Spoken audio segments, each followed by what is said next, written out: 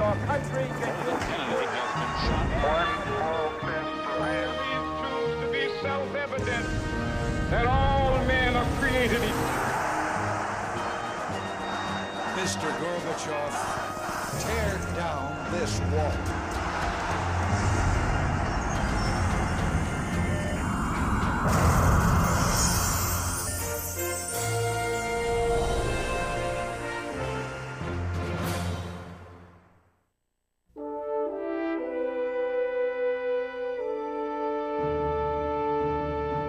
New York City's Great White Way, Broadway. Throughout the 1920s, the nightlife here glittered.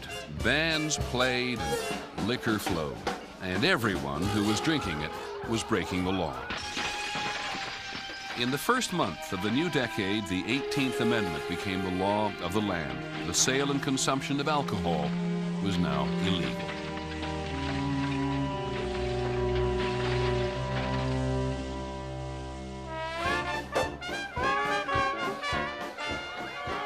There was prohibition, but oddly enough, nobody paid any attention to it. You went to people's homes, they served dreadful things called orange blossoms, which was gin and orange juice. Revolting. And bad gin at that. Liquor was now sold behind closed doors in places called speakeasies. Proprietors took the risks and reaped the profits.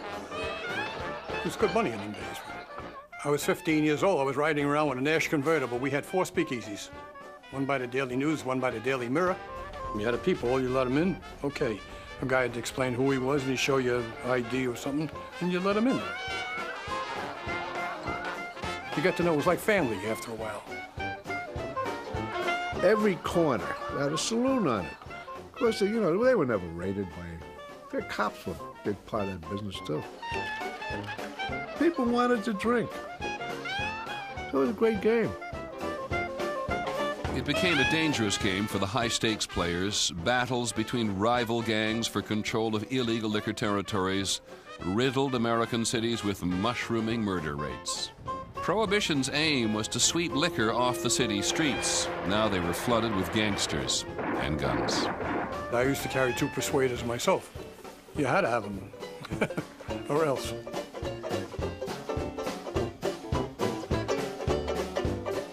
Prohibition and the general disregard which followed it was the perfect symbol for the 20s. A decade which was about crossing the line, smashing tradition, breaking boundaries. As modern America came of age in the 1920s, boundaries of all sorts, technological, geographical, and social, were shattered.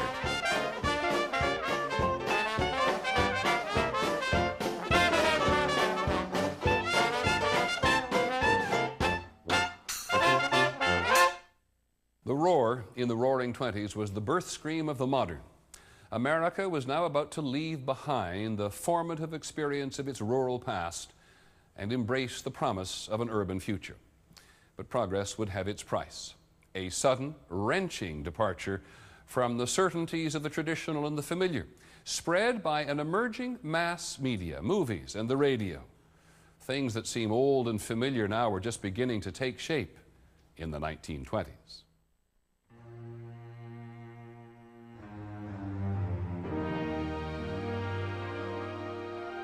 At the dawn of the 1920s, America was clearly entering a new era.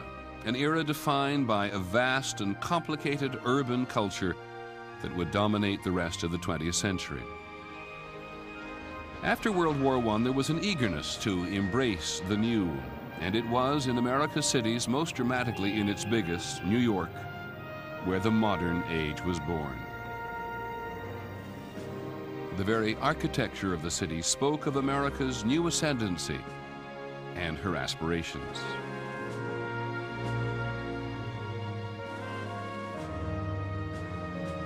The skyscraper was an example of the new form achieving a kind of thrilling scale and nobility. More people worked there than lived in the average small town in America.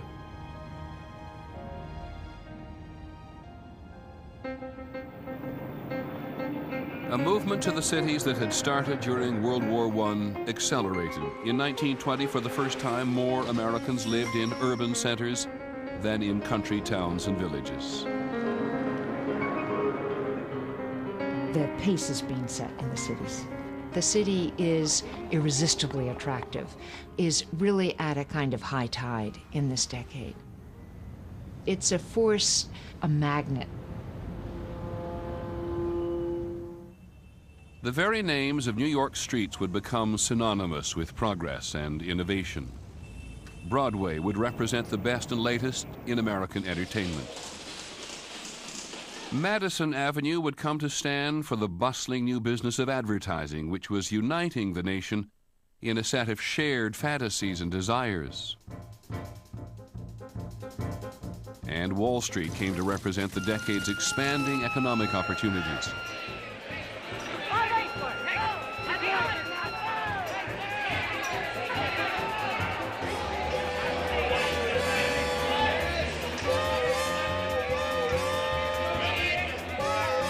Wall Street was where the action was. People came from everywhere to get in on it. The reason I come to New York was there was nobody there after they closed the mines in 1926 in Pennsylvania. There was no money coming there. This fella Jerry got me the first job. And he said, "Come on down to Wall Street. The streets are paved with gold." It seemed that way, too, on Park and Fifth Avenues, where the tycoons lived. The number of millionaires in the 1920s jumped 400% over the previous decade. The 20s' feeling of limitless horizons was fueled by their lavish lifestyle.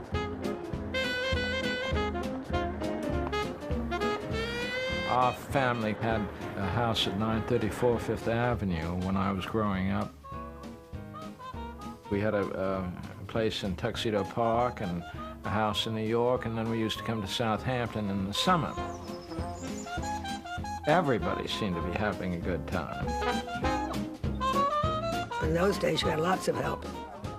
You had a cook, you had a kitchen maid, and you had a laundress. And then you had a parlor maid, a chambermaid, and mother's maid. How many does that make? 6, but I think there were 8, actually. Terribly nice people. Almost everybody had a boat. I recall in the 20s, you would see a harbor filled with yachts. I mean, really filled, almost gunnel to gunnel, and we didn't refer to yachts as such unless they were 100 feet or over.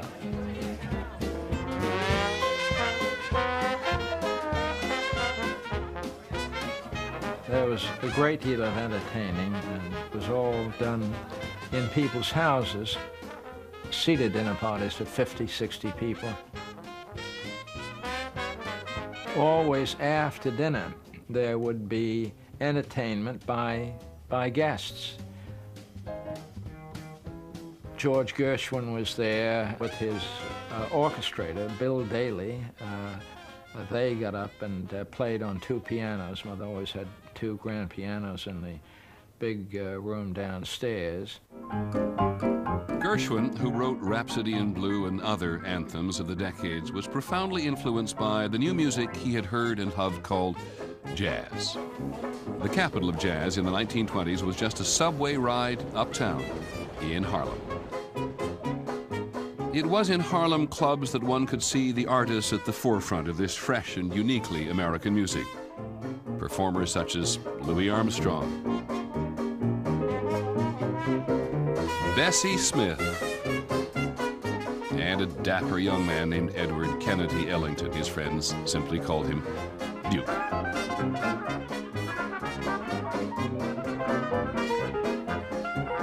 Duke was the essence of what black music was all about.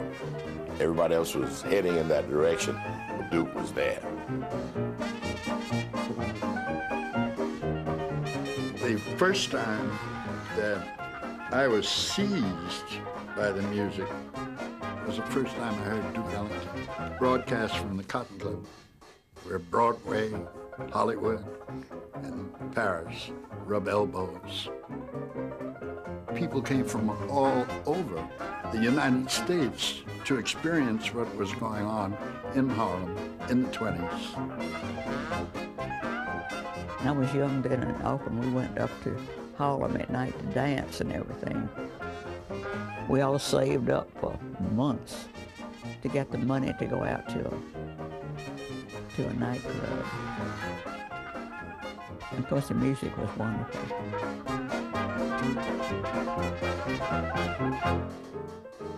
Harlem was contributing more than music to America's new urban culture.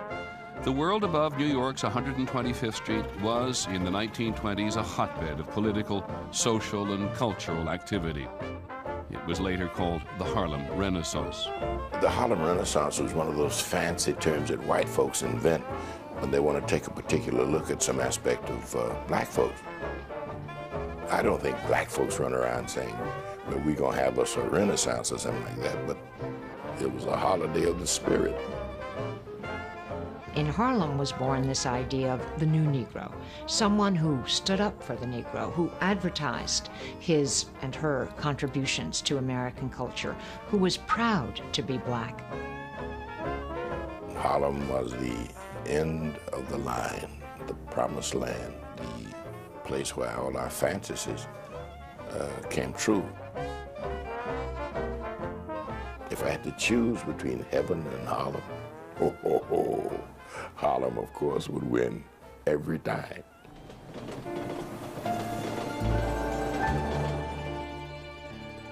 While Harlem seemed a promised land for black Americans, New York's Lower East Side was for European immigrants their gateway to the American dream.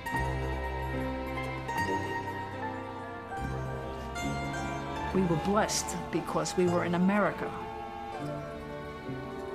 My father came from the Ukraine. He went to work in New York City and worked in a factory where they blocked hats, men's hats. And he was making, you know, like $9 or $10 a week, working a 6-day week. And he would tell me how he was able to buy lunch every day for 12 cents. And the lunch consisted of a herring, a big schmaltz herring out of the barrel, and my mouth waters now to think of it, and a big roll with poppy seeds and an onion, and life was beautiful.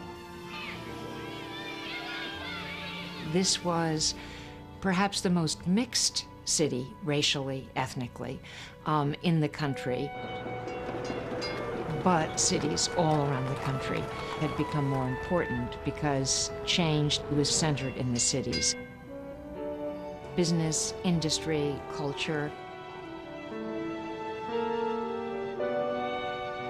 Nothing was like being in New York. Just the magic of everything. The world full of things to be explored. That time was one of a feeling of adventure, and your life is having a shape to it.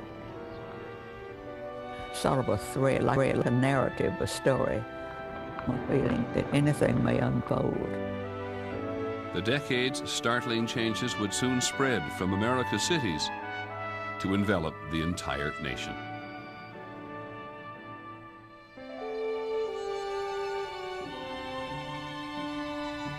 Far from the speakeasies and the dance halls and the nightclubs, there was another America in the 1920s. Here, people still lived as their parents and grandparents had, and they liked it that way.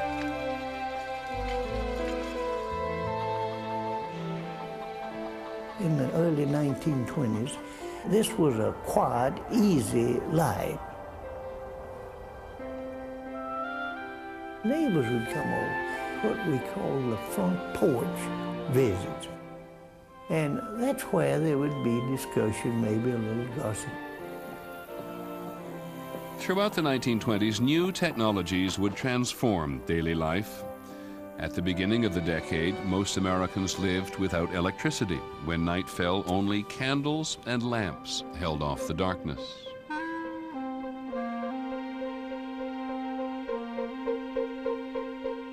America was electrified in the 20s. Electric lights extended the day, opened up new possibilities for work and play.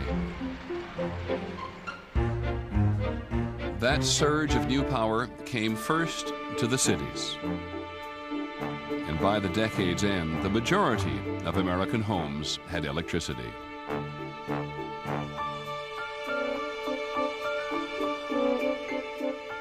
You can't understand this century without understanding the effect, the impact of science and technology. My father's generation is the one that really saw amazing changes. He was born in 1900 in a world where the horse was still the main means of getting about.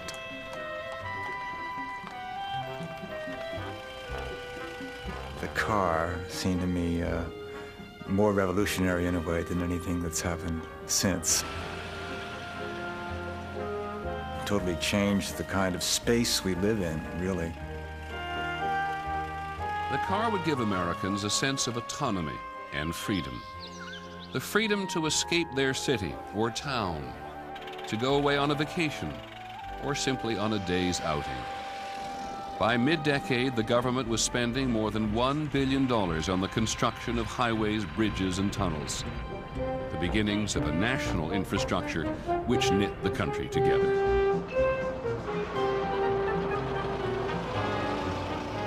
My father took my mother and me in the car for the first ride through the Holland Tunnel. This was opening night. All the cars were lined up to go through the tunnel. I was petrified. I cringed. Suppose the water leaks in. How did they build the tunnel under the water? Where's the water? And I imagined as we were riding through the tunnel that I heard the waves overhead.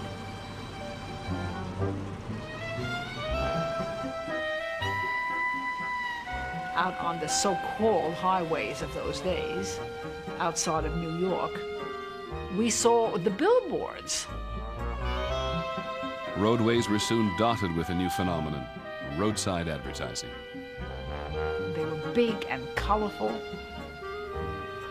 and beautiful, I thought. Advertising helped transform not just the physical landscape, but the cultural one. Along with advertising came the expansion of a brand new consumer concept, credit. The old inhibition against debt came tumbling down, as everything from cars to clothes could be bought on time. Buy now, pay later became the order of the day. By 1927, 75% of all household goods were bought on credit. And in the last years of the decade, the item desired most was the radio. But first, we'd like to ask you to let us know if this broadcast is reaching you. From its scratchy beginnings in 1920 as a mere hobby, radio would become a nationwide phenomenon as important as the car. Young radio enthusiast Albert Sindlinger was there at the birth of modern radio. In 1920, the night station KDKA, broadcasting from a factory rooftop in Pittsburgh, transmitted the results of the presidential election. One of the gentlemen was reading the election returns. He got sick, so for about 35 or 45 minutes, I read election returns. Nobody had any comprehension of the significance of what was going on. But don't forget, there were only a couple of hundred listeners. Within 6 months, every store in America, even grocery stores, were selling radio sets. Suddenly all Americans were listening to the same things, laughing at the same jokes. It was a kind of communal exercise here, and very much a strengthening of your notion of what it was to be an American. Along with, and sometimes propelled by the great technological leap in the 1920s, social patterns in place for decades also began to shift. Nowhere was this more obvious than with the changes for American women. An expanding job market had given more and more women careers and the disposable income to do with what they wished. Throughout the 1920s, women would assert a newfound freedom and independence, and nothing symbolized it more than the 19th Amendment. In 1920, after 81 years of agitation, women won the right to vote.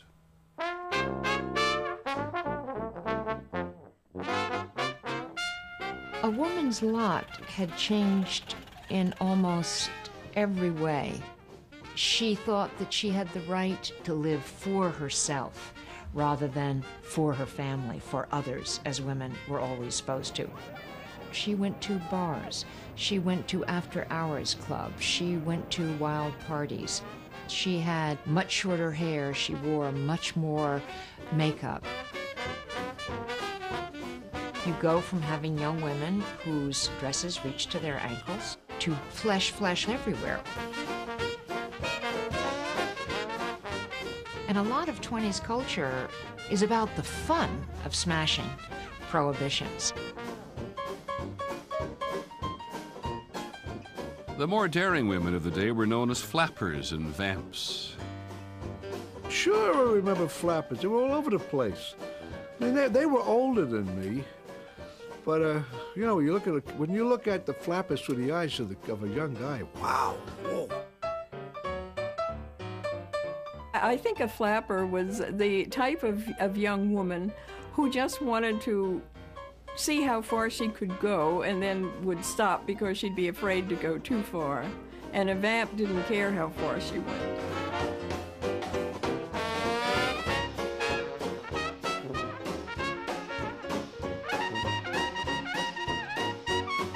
The shattering ways of 1920s city life were spread by the media to rural America, places where the changes were not always so easy to get used to.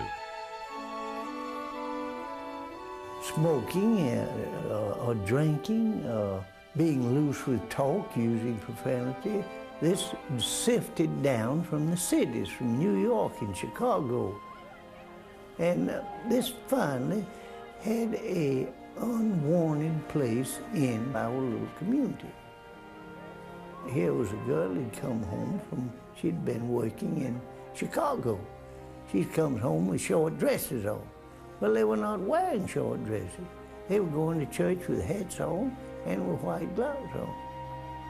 They were decidedly concerned about what future generation is going to bring.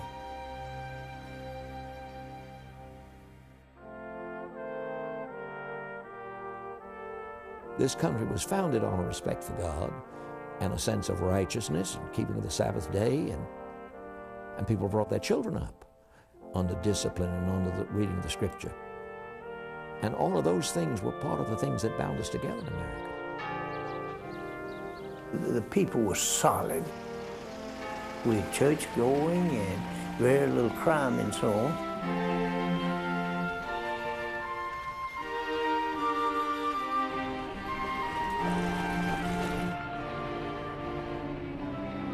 As the cities grew in size and influence, many people in small-town America found them threatening, a breeding ground for new and often alien ideas.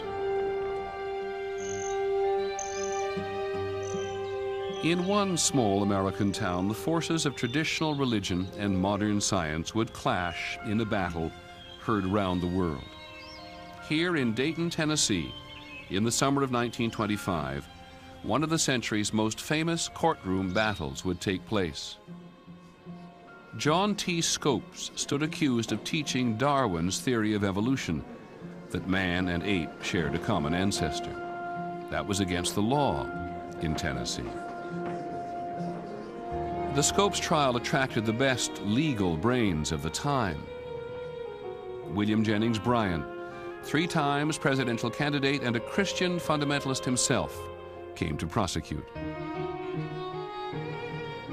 Clarence Darrow, the celebrated Chicago trial lawyer, came to defend Scopes.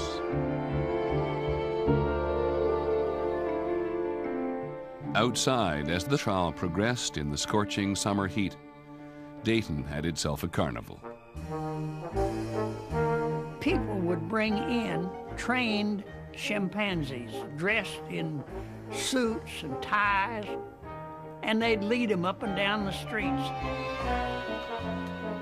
Read Your Bible was everywhere in town, posted up on the street, across the street, banners. And you walk maybe 100 yards this way and you'd have a street preacher. I didn't know what he was preaching about. And you never saw the same people twice. You go to the same place next day, there'd be some other people from some other part of the United States there. But it was a lot of hoopla. I enjoyed it.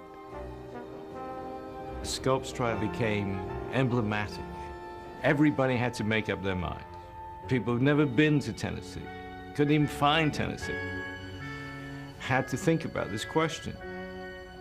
Do I believe in modern science? At times, it seemed that the whole world had converged on Dayton. The aisles were filled and the walls were lined with newspaper people from England, from Spain, from France. We had so many newspaper people there that you couldn't stir them with a stick. When all the hoopla ended, John T. Scopes was found guilty and fined $100, a ruling later overturned on a technicality. What Scopes represented and what the world came to witness was a colossal clash of ideals.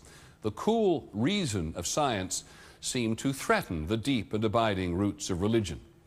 It was one thing to replace the family mule with a Model T, but quite another to trade Matthew, Mark, and John for Einstein, Freud, and Darwin. For many people, these were confusing times. And what may have been the most unsettling about the pace of change in the 1920s was that people really wanted both the benefits of the future and the familiar comforts of the past.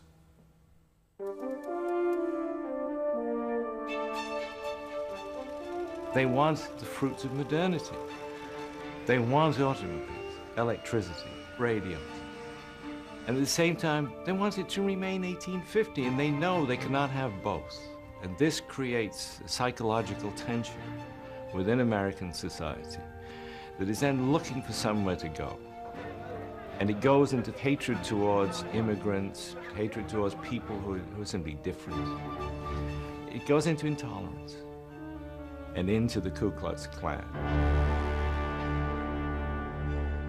Ku Klux Klan membership soared to 4 million in the 1920s.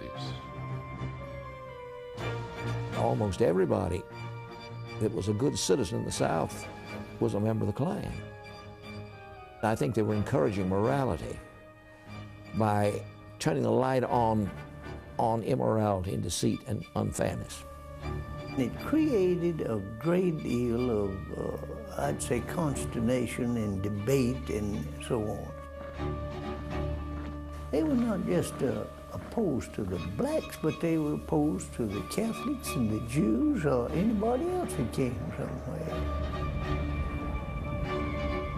Going to people's houses and calling them out and insulting them and whipping them and things of that kind. This was not just peculiar to the South at Alabama, it was nationwide. The Klan was actively recruiting in many northern states. My father was asked if he would like to join the Ku Klux Klan. He grabbed the guy by the collar and threw him down the stairs. 3 nights later, almost directly across the street, there was a large cross burning. I still can see it in my mind. It was a dreadful, horrifying experience. My mother said, it's just as though they're guarding the gates of hell. Those white people who catered to us and were in sympathy with us, they caught hell too.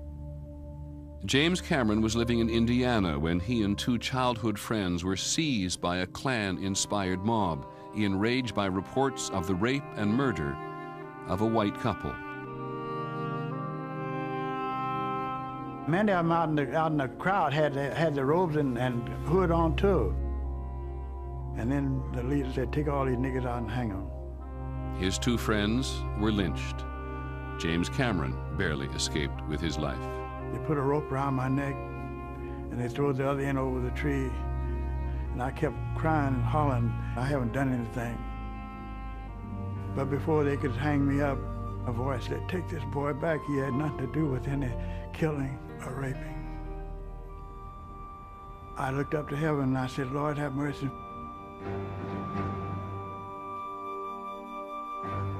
Throughout the decade, an estimated 200 people were lynched by the Klan. This organization, claiming to uphold the values and virtues of the past, became so powerful in the 1920s that it seized political control in 7 states. And in 1927, Klansmen marched, 50,000 strong, down the streets of the nation's capital. Clearly, the forces of 20s modernity had stirred a bitter resistance.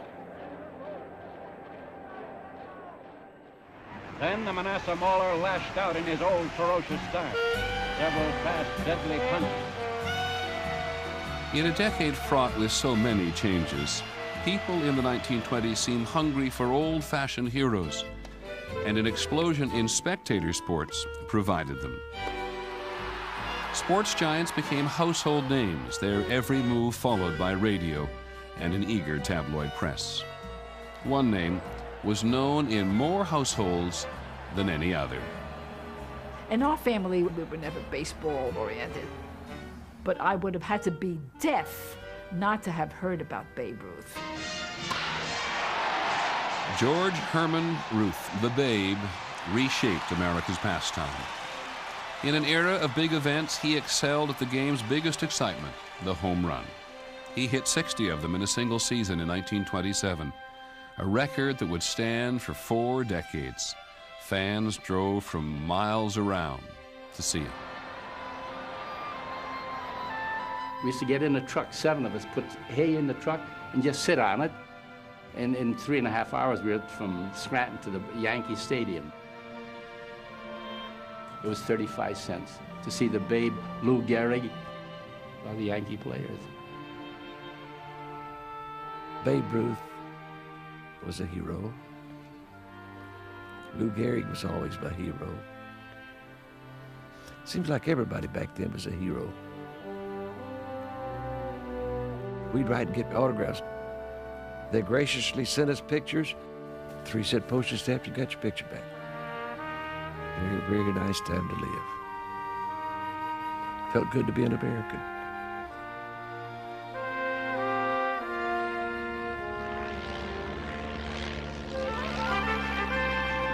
The public's fascination with flying in the 1920s seemed fitting for a time when even gravity couldn't hold down progress, and when every boundary seemed just waiting to be broken. Once I got up about 1,000 feet, it was like I was home.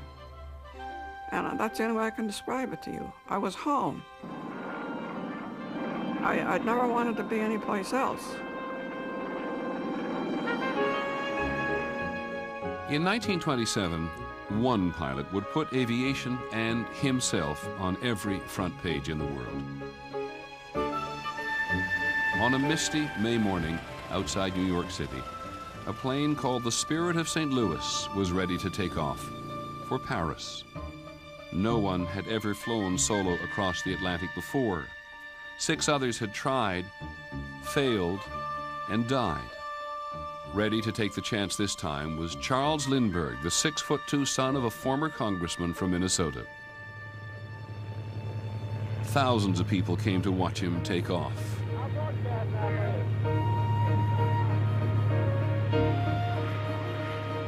Once he was out of sight, it seemed as if all America held its breath.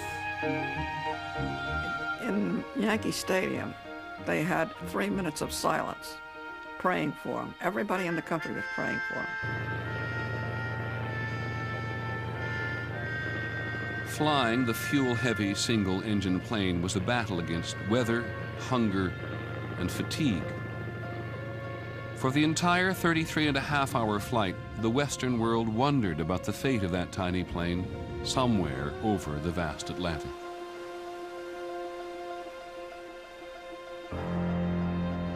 It was a Saturday night They hadn't heard from him for a long time. And I was walking up 125th Street and someone shouted, "They found him." He was flying over Ireland, and within an hour or so, he landed in Paris. 100,000 Parisians were there to welcome the shy young pilot. Lucky Lindy emerged from his plane carrying only a razor and a passport. His flight had represented the best of an era, a mastery of modern technology joined with old-fashioned values of courage, individualism, and hard-won achievement. When Lindbergh came back, it was as though he walked on the water. The public couldn't get enough of him. He was the star. There wasn't a woman in America that wasn't crazy about him.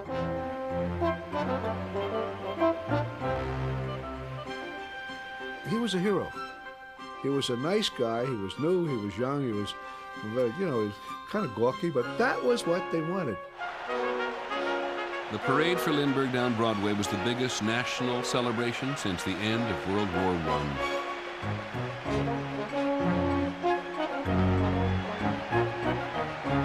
Everybody became Lindbergh. They became the person that he was and represented.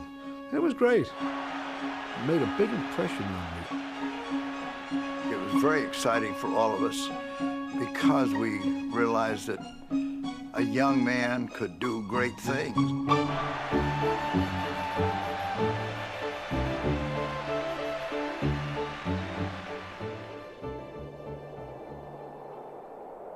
After Lindbergh's triumph, there remained only one continent for the airplane to conquer: Antarctica. The frozen and forbidding landscape at the bottom of the world was the boundary one of the century's great explorers, Admiral Richard Byrd, set out to break. His goal was to fly over the South Pole. His expedition was flooded with young and eager volunteers, all of them wanting to be heroes.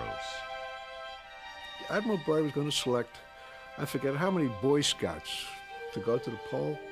Now, I was about 12 at the time, and I was nominated as one of the guys to go. Now, this was a big thing. It was in all the papers.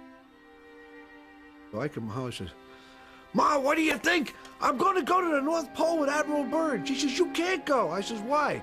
She says, "You'll catch your death of cold." I never went. My cousin went instead. Amazing, isn't it? There were 120 men connected with the Byrd expedition.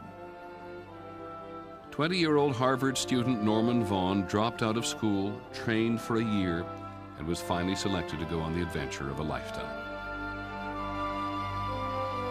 We stepped on land that had never been seen or touched before, and that just excited me beyond words. Absolutely a new frontier. The expedition's home base was called Little America. Its 2-year mission was to conduct geological research and prepare for Byrd's record-breaking attempt.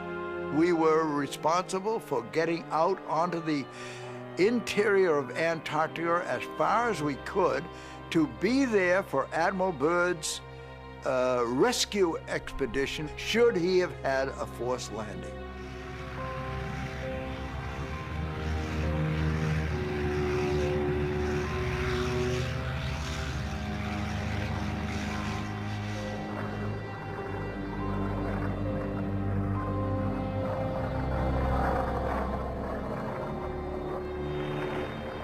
Just after midnight on November the 29th, 1929, Admiral Byrd's aircraft flew 500 feet above the geographic South Pole. He dropped a stone wrapped in an American flag. Americans and their airplane had reached the ends of the earth.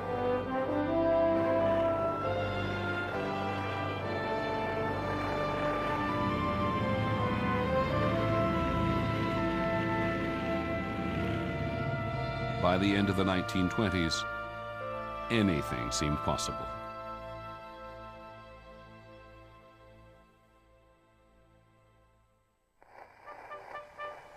The most extraordinary thing about the decade of the 20s was a pandemic air of optimism, a feeling that the future of the country was unlimited.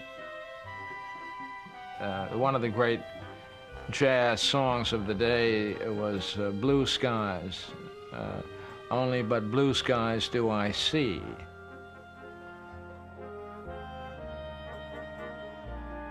The president promised blue skies in the country's future. At his inauguration in 1929, Herbert Hoover repeated the common wisdom of the day that Americans were on their way to riches. If proof was needed, all one had to do was look at the bubbling pool of wealth, the stock market. The butcher, the baker, the candlestick maker, everybody, oddly enough, was in the stock market. One of our chauffeurs was in the market. If he can be in the market, anybody can be in the market. There were no regulations as we have now. People got away with murder all the time. The government didn't bother them. So they were all making money. They were doing very well. A boom in buying had driven up stock prices. Suddenly, in October of 1929, investors started cashing in their overpriced stock. A panic of selling started. On October 29, 1929, it was obvious from the opening bell that things were wildly amiss. At 9:30, there was a rumble on the floor. One of the page boys said, "Hey, Mike, look at the sell orders coming out of those phones." The wheels really started to come off. The stock market went into a free fall. Crowds gathered in the street outside of the exchange. At 3 o'clock, the bell rang and that was it. More than $30 billion in paper value simply vanished that day as the stock market crashed. The famous word, the crash. Overnight, it was like bombs fell.